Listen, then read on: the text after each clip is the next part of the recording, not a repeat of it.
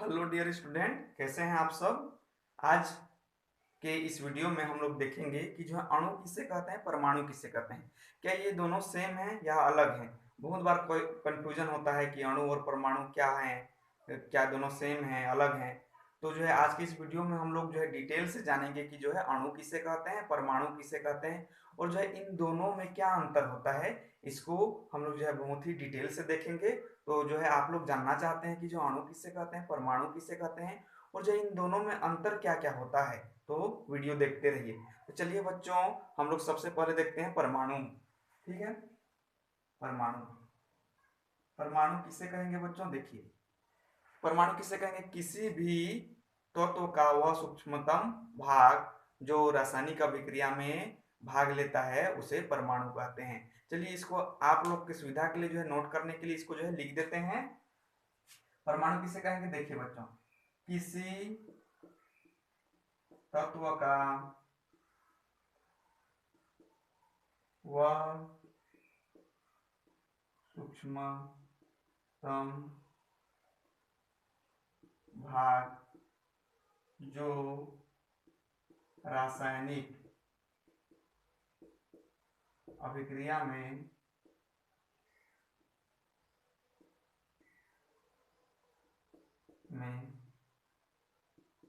भाग लेते हैं उसे हम क्या कहते हैं बच्चों, परमाणु कहते हैं। परमाणु कहते हैं। देखिए, किसी तत्व का वह सूक्ष्मतम भाग जो रासायनिक अभिक्रिया में भाग लेते हैं हम उसे परमाणु कहते हैं। और जो ये परमाणु जो है बच्चों, देखिए स्वतंत्र अवस्था में नहीं रह सकते हैं, इसीलिए जो है इन लोग जो है भाग लेते हैं रासायनिक अभिक्रिया में। तो ये परमाणु क्या होते हैं बच्चों, देखिए परमाणु आपको समझने के लिए एक और पॉइंट लिख सकते हैं। परमाणु स्वतंत्र अवस्था में नहीं रहते हैं। ठीक है, ये तो आपका डेफिनेशन हो गया, ये तो बुक में भी दिया होगा। लेकिन हम लोग कैसे जानेंगे कि जो है ये क्या कहना चाह रहा है कि जो है किसी तत्व का सूक्ष्मतम भाग जो रासायनिक अभिक्रिया में भाग नहीं लेता है, नहीं भाग लेता है, रासायनिक अभिक्रिया में भाग लेता है और स्वतंत्र जो है नहीं रह सकता। लेकिन ऐसा क्यों होता है, परमाणु ऐसे क्यों होते हैं, उसको आप लोग यदि जानना चाहते हैं तो देखते रहिए।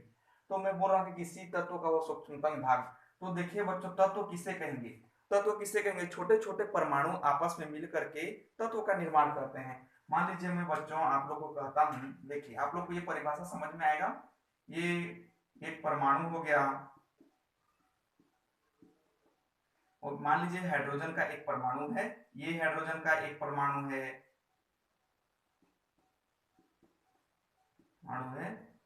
तो ये देखिए दो परमाणु हो गए। तो ये दोनों परमाणु आपस में मिल करके, देखिए आपस में मिल करके क्या निर्माण कर रहे हैं बच्चों, ये एक परमाणु है, ये इसका नाभिक है, ये बीच का, तो ये H2। तो ये क्या है, एक प्रकार का तत्व है। ठीक, H2। तो ये तत्व जो है केवल और केवल एक ही प्रकार के परमाणुओं से जो है मिलकर बने होते हैं, जिसमें या तो नाइट्रोजन के बहुत सारे परमाणु आपस में मिलकर के तत्व बनाएंगे, या फिर हाइड्रोजन के, या फिर सोना के, गोल्ड के। तो केवल और केवल एक ही प्रकार के परमाणुओं से मिलकर के जब कोई पदार्थ बनता है, तो कोई भी पदार्थ बनता है तो उसको क्या बोलते हैं, हम लोग तत्व कहते हैं। तो ये क्या हो गया, तत्व हो गया। ठीक है, ये तो हो गया तत्व। तो रासायनिक अभिक्रिया में भाग लेते हैं, क्यों लेते हैं बच्चों, देखिए क्योंकि ये जो है हाइड्रोजन को हम लोग देखें तो इसका परमाणु क्रमांक एक होता है, तो 1s1 होता है। तो देखिए इनका जो है एक इलेक्ट्रॉन है यहाँ, तो इनको जो है अपना जो स्थायित्व प्राप्त करने के लिए, जो है इनको स्थायित्व प्राप्त करने के लिए और इलेक्ट्रॉन की जरूरत है, मतलब दूसरे और से जुड़ेगा तभी दो बना पाएगा। हम लोग जो है अष्टक पूरा करने के लिए कम से कम 2, 8, 18, 32 ऐसा सीक्वेंस लेते हैं। कैसे लेते हैं बच्चों, 2, 8, 18, 32। तो जो बाहरी जो कोश है उसमें इतना इलेक्ट्रॉन होना चाहिए तब जाके वो स्थायी बनेगा। लेकिन जरा देखिए तो यहाँ ये हाइड्रोजन के बाहरी कोश में कितना है, एक है, दो भी नहीं हो पा रहे हैं, इसीलिए जो ये अस्थाई है। अस्थाई है मतलब इनका मन जो है कंट्रोल नहीं है, मन मान सकते हैं। जो है फिर ये जो है दूसरे यहाँ भटकते रहते हैं और जो है इनको बॉन्ड बनाना बहुत ही जरूरी है। स्वतंत्र रूप से कितना देर तक रह सकते हैं, तो कोई दूसरा हाइड्रोजन जुड़ता है या कोई अन्य परमाणु जुड़ता है तो उससे बॉन्ड बना लेते हैं। ये तो रही बात आप लोग का हाइड्रोजन का। हम लोग दूसरा परमाणु को भी लेकर के समझ सकते हैं। यदि मैं नाइट्रोजन की बात करूं, नाइट्रोजन आप लोग जानते हैं नाइट्रोजन का सिंबल N है। ये क्या है? नाइट्रोजन। ये नाइट्रोजन, तो नाइट्रोजन का परमाणु क्रमांक 7 होता है बच्चों, आप लोग जानते हैं। तो देखिए 1s2 2s2 2p3। तो देखिए ये पहला कोष हो गया, ये दूसरा कोष हो गया। तो हम लोग देखिए बच्चों पहला कोष में 2 इलेक्ट्रॉन है, लेकिन दूसरा कोष में जरा देखिए तो कितने इलेक्ट्रॉन है? 2p3 है। मतलब 2 है और 3 है, मतलब कि 5 इलेक्ट्रॉन है। ये देखिए 5 इलेक्ट्रॉन है। तो इनको अपना अष्टक पूरा करने के लिए और कितना इलेक्ट्रॉन की जरूरत है? हम लोग को क्या बोला था? 2 8 18 32। तो यहाँ 5 है, 5 है मतलब और 3 इलेक्ट्रॉन की जरूरत है। ये तो इस 3 इलेक्ट्रॉन को पूर्ति करने के लिए जो है ये बंध बनाते हैं और स्वतंत्र अवस्था में नहीं रहते हैं। तो ये सेम अपने प्रकार के, यदि मैं और दो जैसे कि मैं हाइड्रोजन को ले लूं, हाइड्रोजन को 1 इलेक्ट्रॉन की जरूरत है, लेकिन इसको 3 इलेक्ट्रॉन की जरूरत है। तो मैं मान सकता हूं कि हाइड्रोजन के 3 जो है परमाणु से ये मिल जाता होगा नाइट्रोजन, और जो है अपना अष्टक पूरा कर लेता होगा। मतलब इसको कितना जरूरत है? 2 और 3 5 है, मतलब 3 जरूरत है। और इनको कितना जरूरत है? 1 1। तो देखिए जरा ये नाइट्रोजन है और जो ये 3, देखिए 3 जो है हाइड्रोजन का 3 हाइड्रोजन से ये जो है आपस में जुड़ जाते होंगे। देखिए यहाँ जोड़ देते हैं, ये जोड़ लेते हैं, ठीक। तो इस प्रकार जोड़ के ये क्या बनाते हैं बच्चों? NH3। क्योंकि इनमें देखिए आप लोग को मैं और अच्छे ढंग से जो है डायग्राम बना के दिखाता हूं कि जो ये लोग कैसे जुड़ते होंगे, देखते रहिए।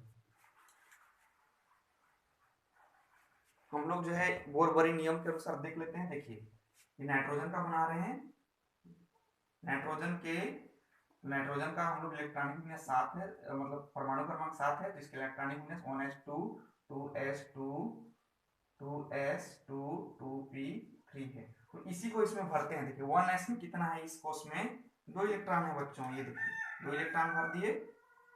और बाहरी कोष में कितना है? 2 और 1 3 5, 1 2 3 4 5 है।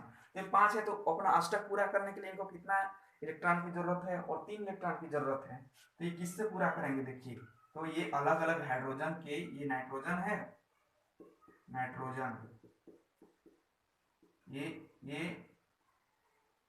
हाइड्रोजन है, ये देखिए थोड़ा बना, ये हाइड्रोजन, इसका नाभिक है, सेंटर में नाभिक होता है बच्चों। ये एक हाइड्रोजन है, ये दूसरा हाइड्रोजन है, ये तीसरा हाइड्रोजन। तो ये हाइड्रोजन को 1 इलेक्ट्रॉन चाहिए ना, इससे पहले आप लोग देख चुके हैं कि हाइड्रोजन को अपना अष्टक पूरा करने के लिए 1 इलेक्ट्रॉन चाहिए। तो और इनके बाहरी कोष में कितना होता है बच्चों? हाइड्रोजन का 1s1 होता है। तो इनके बाहरी कोष में 1 इलेक्ट्रॉन भर देते हैं सभी के में, देखिए सबका। तो ये इसका मतलब हाइड्रोजन, हाइड्रोजन। देखिए तो ये क्या करते हैं बच्चों? देखिए ये बॉन्ड बना लेते हैं, ये नाइट्रोजन के ये एक बॉन्ड, ये एक बॉन्ड, ये इससे एक बॉन्ड बना लेते हैं। देखिए इस प्रकार जो है ये अपना अष्टक पूरा कर लेते हैं। इसका मतलब क्या है? NH3। मतलब ये कोई परमाणु यहाँ पर जो अकेले नहीं रह सकते, बॉन्ड बना लेते हैं। तो किस प्रकार बनाते होंगे ये आप लोग को बहुत ही अच्छे ढंग से समझ में आ गया होगा कि परमाणु जो है स्वतंत्र अवस्था में क्यों नहीं रह सकते, वो जो है क्यों बंद बनाते हैं? क्योंकि उनका इलेक्ट्रॉनिक विन्यास में उनका अष्टक पूरा नहीं हुआ रहता है, उनके बाहरी कोषों की संख्या जितना होना चाहिए पूरा उतना नहीं हुआ रहता है। इसीलिए जो है इन लोग जो है बंद बना लेते हैं किसी दूसरे परमाणु से या सेम प्रकार के परमाणु से। तो इस परिभाषा का वही तात्पर्य है कि जो है ये परमाणु स्वतंत्र अवस्था में नहीं रह सकते हैं, क्योंकि अष्टक पूरा करना रहता है। और जो है ये रासायनिक अभिक्रिया में भाग लेते हैं, क्योंकि इनको अपना बंध बनाना रहता है। ये क्या है? अभिक्रिया है, एक रासायनिक अभिक्रिया ही तो हो रहा है ना। इस प्रकार ये परिभाषा आप लोग को समझ में आ गया होगा। तो चलिए बच्चों इसके बाद हम लोग बहुत ही इंटरेस्टिंग ढंग से हम लोग अणु को समझेंगे कि अणु किसे कहते होंगे। तो वीडियो देखते रहिए, आप लोग को आज जो है पूरा कॉन्सेप्ट क्लियर हो जाएगा, आप लोग को जो है आप लोग को कंफ्यूजन नहीं होगा। तो देखते जाइए, चाहे तो इसको आप लोग स्क्रीनशॉट भी कर सकते हैं समझने के लिए।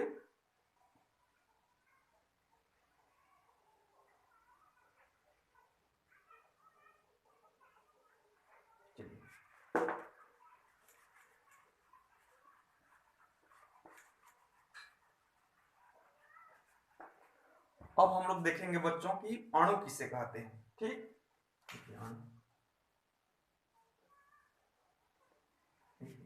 अणु को हम लोग किसे कहेंगे बच्चों? किसी पदार्थ का वह सूक्ष्मतम कण जो रासायनिक अभिक्रिया में भाग नहीं लेते उसे हम अणु कहते हैं। आप लोग की सुविधा के लिए हम लोग लिख देते हैं बच्चों, देखिए किसी पदार्थ, ये परिभाषा आप लोग को मैं अच्छे से बताऊंगा, समझाऊंगा कि परिभाषा ऐसा क्यों है। वो किसी पदार्थ का वह सूक्ष्मतम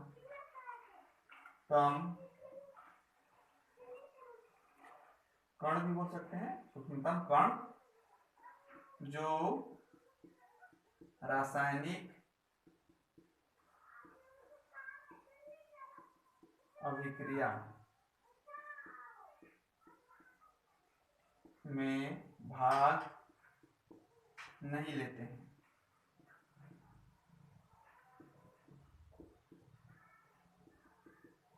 क्या कहलाते हैं बच्चों? अणु कहलाते हैं। ठीक, आप लोग इसको नोट कर सकते हैं, देते हैं अणु कहलाते हैं।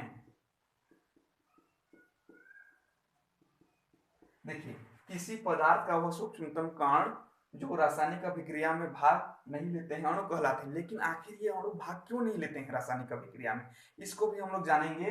और जो है ये स्वतंत्र अवस्था में रहते हैं, जबकि परमाणु स्वतंत्र अवस्था में नहीं रहते हैं क्योंकि अष्टक पूरा करना रहता है। लेकिन ये स्वतंत्र अवस्था में क्यों रहते हैं और जो ये रासायनिक अभिक्रिया में क्यों भाग नहीं लेते उसको हम लोग समझेंगे। ठीक, इसके बाद हम लोग जो है इनके अंतर परमाणु और अणु में क्या होता होगा उसको भी देखेंगे। ठीक, ये देखिए स्वतंत्र अवस्था में होते हैं, स्वतंत्र अवस्था मतलब बंध नहीं बनाते हैं ये, और जो अणु है अवस्था में पाए जाते हैं। ठीक,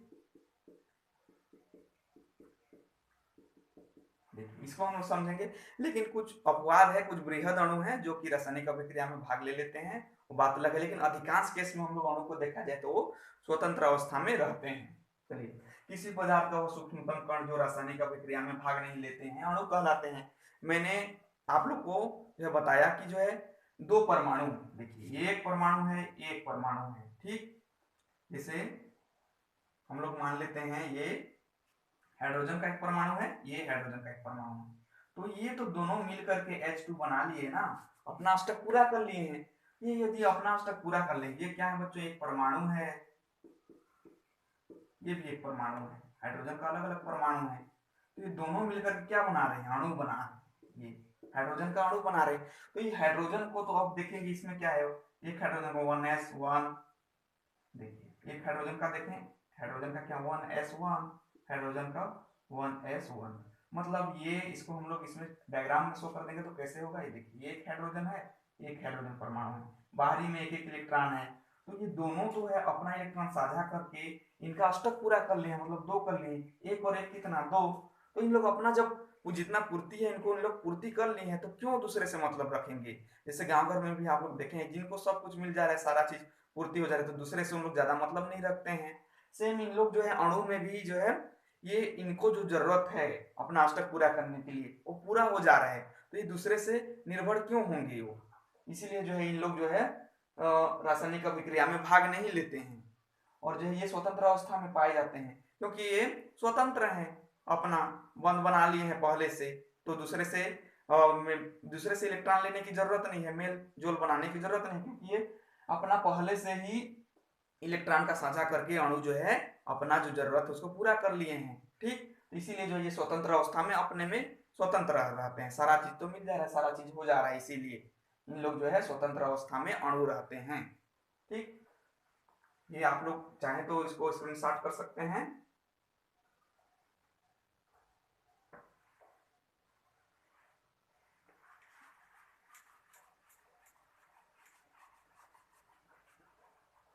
अब देखिए और ध्यान दीजिए, अणु से जो है परमाणु नहीं, परमाणु से जो है अणु बनता है, ना कि अणु से परमाणु।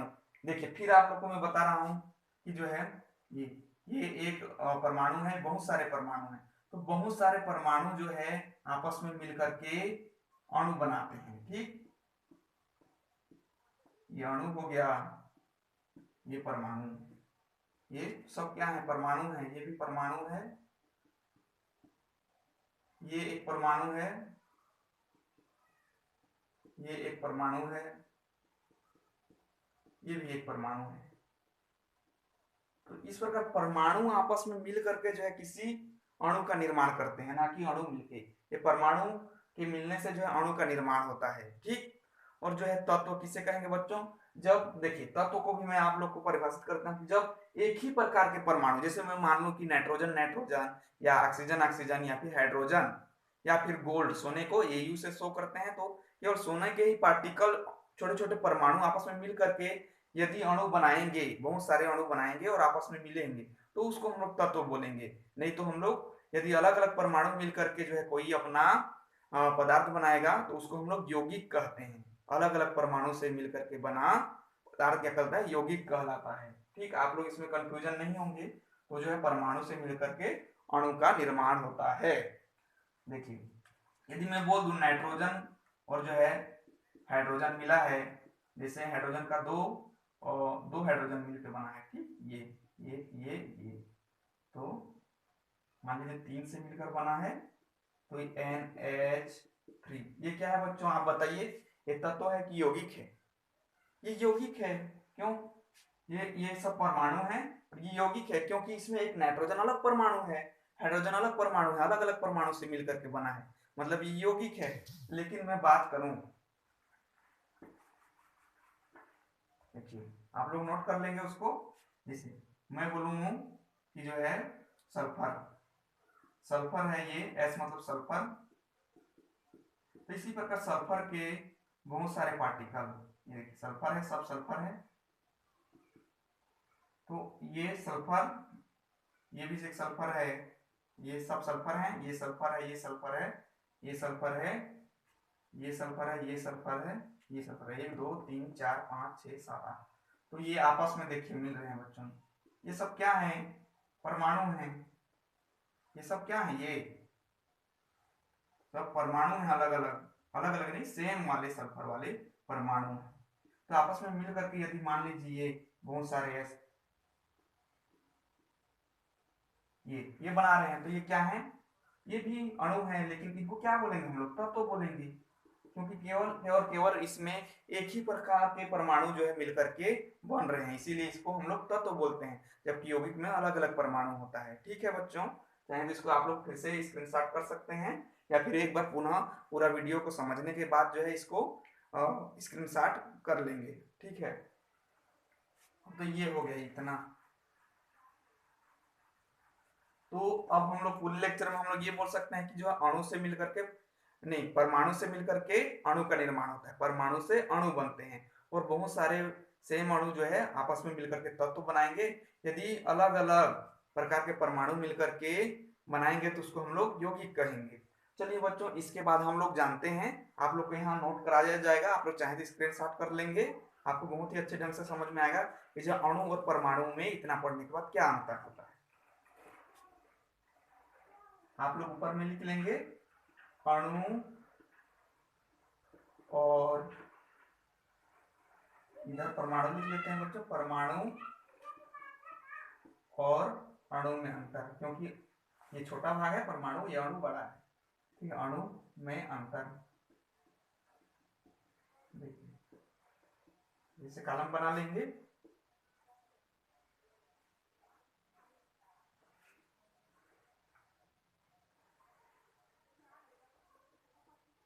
ये क्रमांक संख्या,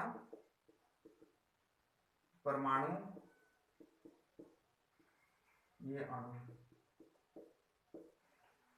फर्स्ट अंतर क्या हो सकता है बच्चों, कि जो अणु, हम लोग वही बात करेंगे, वही लिखेंगे, देखिए बहुत अच्छे ढंग से आप लोग को समझ में आएगा कि जो है ये परमाणु जो है रासायनिक अभिक्रिया में भाग लेते हैं, रासायनिक अभिक्रिया, हम लोगों ने देखा है क्यों लेते हैं भाग, अभिक्रिया में भाग लेते हैं। जबकि अणु को बोला था तो अणु रासायनिक अभिक्रिया में भाग नहीं लेते हैं, क्योंकि उनका अष्टक पूरा हो गया रहता है। तो ये रासायनिक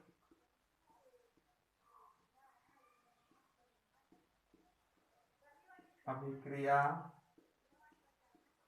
में भाग नहीं लेते हैं।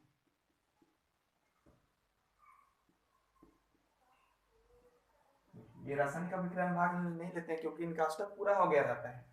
और जो है ये परमाणु क्या होते हैं बच्चों, स्वतंत्र अवस्था में नहीं होते हैं। स्वतंत्र अवस्था में नहीं होते हैं क्योंकि इनको बंद बनाना रहता है, नहीं होते हैं। और ये क्या होते हैं, स्वतंत्र अवस्था में होते हैं। ये स्वतंत्र अवस्था में होते हैं क्योंकि ये जो है अपना स्टेप पूरा कर लेते हैं बंद बना के। अवस्था में पाए जाते हैं।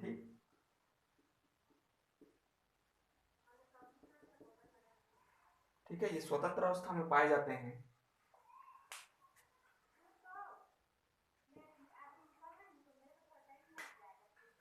ये क्या होते हैं बच्चों, किसी तत्व का सूक्ष्मतम कण होते हैं ना। ये किसी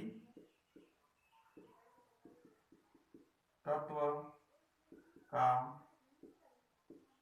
सूक्ष्मतम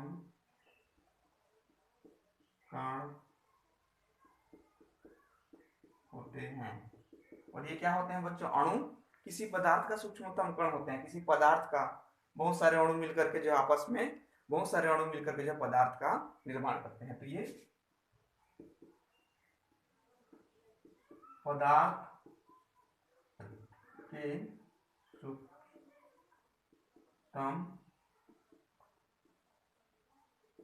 कण होते हैं। ठीक है, ये किसी पदार्थ के सूक्ष्मतम कण होते हैं। और अगला अंतर क्या हो गया बच्चों, देखिए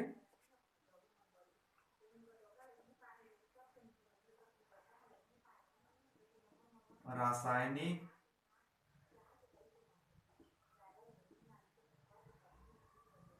अभिक्रिया में इनको विभाजित नहीं कर सकते हैं।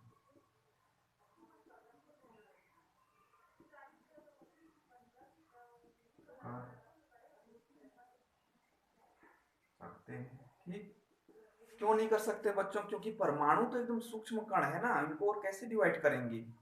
अभी जो है एडवांस में जो है इलेक्ट्रॉन प्रोटॉन और जो है न्यूट्रॉन में इसको अलग किए हैं, लेकिन रासायनिक अभिक्रिया जब चल रहा होगा तो परमाणु को कैसे अलग कर सकते हैं हम लोग, नहीं कर सकते हैं, क्योंकि दो परमाणु जो है आपस में मिलकर के रासायनिक अभिक्रिया करते हैं, इसीलिए जो है इनको रासायनिक अभिक्रिया में अलग नहीं कर सकते हैं। जबकि अणु में दो अणु क्या है, दो परमाणुओं का या दो से अधिक परमाणुओं का संयोजन से मिलकर के बना होता है, तो इसलिए जो इसको रासायनिक अभिक्रिया में अलग कर सकते हैं। इनको रासायनिक